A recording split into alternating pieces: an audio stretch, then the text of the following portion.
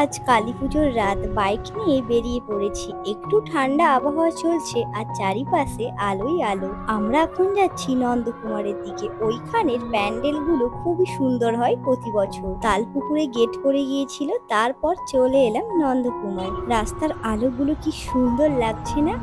মেলায় ঢুকে প্রথমেই এক নজরে চোখ আটকে গেল একটা দোকানের দিকে। ইয়ারিং গুলো অসম্ভব সুন্দর ছিল। কোনটা ছেড়ে যে কোনটা পছন্দ করব আমি নিজেই খুঁজে পাচ্ছিলাম না। কোনো কিছু বলা বা ভাবার আগে ও নিজে থেকেই একটা সুন্দর ইয়ারিং আমার শাড়ির ম্যাচিং এ পছন্দ করে দেয়। এখন অনেকটাই বুঝে গিয়েছে যে আমার কোন ধরনের জিনিসগুলো বেশি ভালো লাগে। আর এইদিকে যিনি সিঙ্গার ছিলেন, ওনার গানের ভয়েসটা এত সুন্দর যে আমি মুগ্ধ হয়ে শুনছিলাম।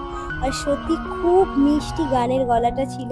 জানি অনেকেই প্যান্ডেলটা দেখে নিচ্ছ আর আমি ভিডিওটা পোস্ট করছি একদিন পরে। তো চলো, প্যান্ডেলটা ঢুকেই যেন মনে হচ্ছে আমি এক অদ্ভুত ফিউচার জগতে ঢুকে পড়েছি। পুরোটা বানানো ছিল একটা টেকনোলজিক্যাল কনসেপ্টের উপরে। LED light, motion effect, digital sound সব মিলিয়ে যেন একেবারে মডার্ন টাচ আর ট্রেডিশনাল ইমোশন দুটোই একসাথে অনুভব হচ্ছিল। প্রচুর ভিড় হয়েছিল ওই দিন। আর ঢুকেই দেখছি অনেক রকম আঁকিবুকি আর এই কাঠের পুতুলগুলো। তার পাশে দেখতে পেলাম সময়ের কাঁটা, যেন ঘড়ির কাঁটা আর সময় একসাথে ফ্রিজ হয়ে আছে। আরো আগে দেখি এক বিশাল রোবট দাঁড়িয়ে আছে।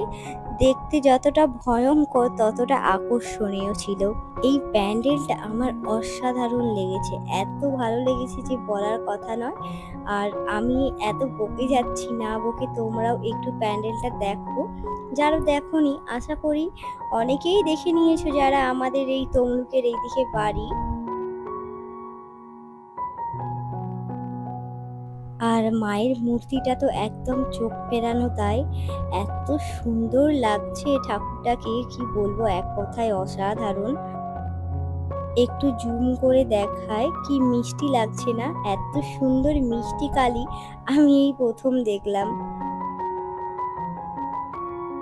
আর কেউ যদি জেনে থাকো এই প্যান্ডেলের থিমের নাম কি ছিল একটু কমেন্টে জানিও তো। আর এইখানে ঢুকেই মনে হচ্ছিল যেন একটা আলাদাই পৃথিবীতে এসেছি। আর এখানে যেই ছেলে আর মেয়েটা ঝুলছে পুরো জীবন্ত লাগছিল। তোমাদেরও কি লাগছিল এরকম?